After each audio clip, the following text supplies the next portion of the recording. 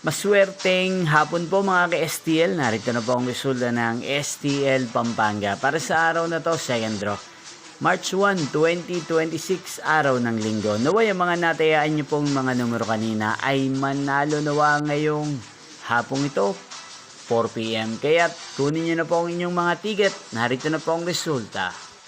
Ang mga numerong nanalo sa STL Pampanga ngayong hapong ito, March 1, 2026, 4 PM, second draw. Result 14 at 13 in exact order. Again, 14 at 13.